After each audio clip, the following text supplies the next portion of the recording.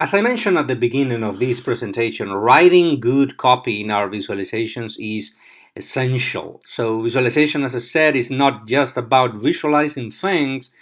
It also consists of writing the text that may put the data in context or explain the data to people explicitly. So I have brought you a couple of examples of what I mean. The first one is this wonderful story by the New York Times about how the tax burden in the United States has changed. And what I would like you to focus on when you visit the story, the link is over here. The story is called Tax Burden, and it was published in 2012. I would like you to focus on the explainer text, all right underneath each one of the charts, and also on the titles. Notice that if you just read the titles in the story, you will get the gist of the story. You will get the gist of the information, even without taking a look at the charts. The charts basically provide the evidence behind each one of the titles. This is a great way, I believe, of writing copy. And by the way, the good people at the New York Times graphics desk came up with, I believe that it was Amanda Cox who invented this term.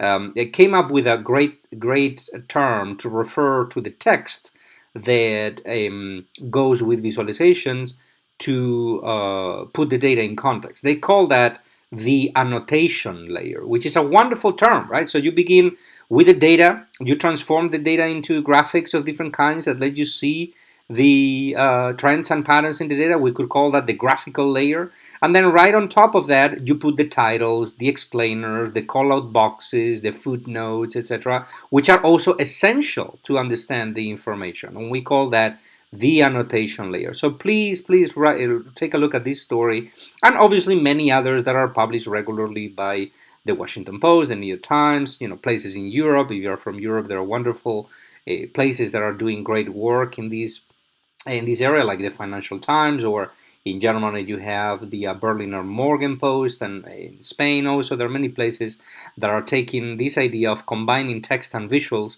very, very, very seriously. Let me talk about a specific strategy that I use in many cases to write my own titles and my own text for graphics. So this is a large poster that my colleagues at Epoca magazine in Brazil, when I was still living in Brazil, and myself did for the magazine. So this is a big infographic about population patterns in Brazil. And the story that it tells is all based on census, Brazilian Census Bureau data. The story that it tells is that, first of all, between 2000 and 2010, Brazil's population grew from 170 million people up to nearly 200 million people. And then there is also the variation state by state, and there is also the variation at the local level. So some areas, actually, the population shrunk, but in most places in Brazil, the population increased by even 10% or something like that.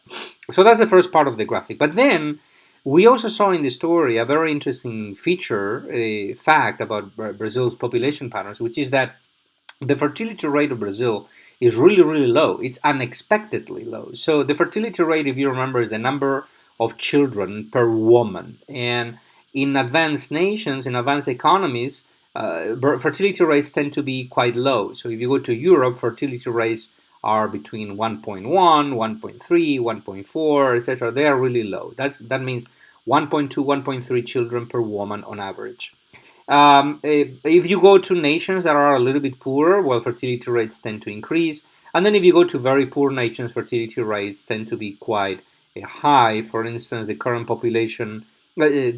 fertility rate in places like Yemen is 5 children per woman or something like that. In other African countries, you also have high fertility rates. Well, if I ask you to guess what the fertility rate of Brazil is, you may guess that it's something around 2 point something, perhaps 2.5, 3.0, something like that, just because you know that Brazil is growing economically very rapidly. At least it was growing economically very rapidly until a couple of years ago.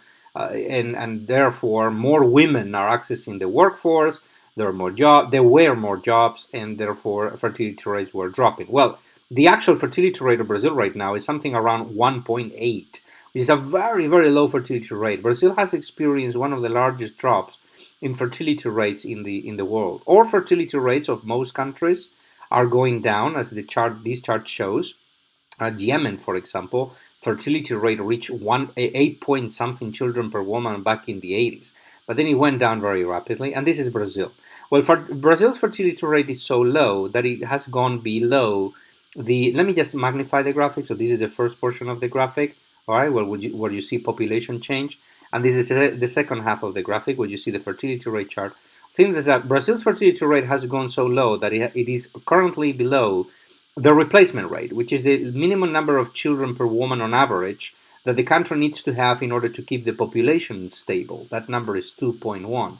Now, if the fertility rate goes below that number, what happens is that the population of that country will keep growing in the next 20 years or something like that, but then it is predicted to start shrinking right after because there are not enough young people making up for the losses of very old people who passed, right? So you can see that trend. This is a trend predicted by demographers, are predicting that Brazil will grow until 2030 in terms of population, but right after it will stack. That will be a tipping point. Brazil's population will start shrinking. That's a prediction.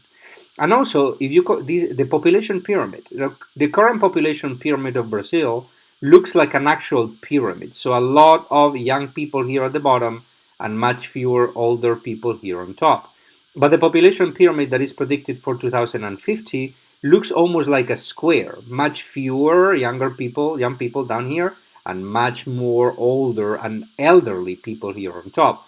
And obviously, this situation will put a lot of pressure on social services, social security, retirement, the retirement system, public health care. There will be a lot of pressure put in those systems just because there will be fewer people working who can support people retiring up here, right? So the last part of the graphic is how Brazil can transform this population change into an opportunity, how we can face this situation.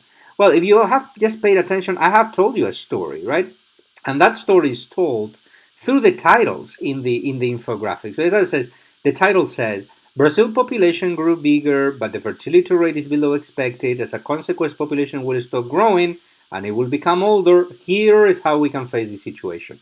This is a strategy that I copied from several friends of mine. So Javier Sarracina, for example, who is the infographics director at Vox.com, Juan Velasco, who used to be the director of infographics at National Geographic magazine, they usually begin designing their infographics not by drawing anything. They begin designing their infographics writing the text. They first of all write the titles of the story and the text of the story, and then they try to envision how to illustrate the portions of those story to support the claims that the titles and the text of the graphic are making. And actually, I believe that Javier has a more specific strategy, which is first of all write a very long sentence that summarizes the gist of the story that you're trying to tell. In this case, as I told you the sentence already, Brazil population grew bigger, but fertility rate is below expected. That will have these consequences. The population will stop growing and it will become older. Here's how we can face this situation. Right? I almost need to breathe in between. So a very long sentence. And then try to find the natural breaks in that sentence. Cut the sentence up using those natural breaks, and then transform those portions of the sentence, of the original sentence, into the titles of your infographic or into the titles of your story. Then, just by reading the titles, as it happened in the New York Times story that I showed you before, just by reading the titles, you will be able to get the gist of the story. And then if you want to see the evidence behind the title, then you can see the charts and explore the charts. So I hope that these examples have convinced you of how important it is not just to visualize data, but also to put the data in context by writing about it and highlighting important features of the data and constructing or building a narrative whenever it is possible. It's not always possible, but whenever it is possible, around the data that you're presenting to people.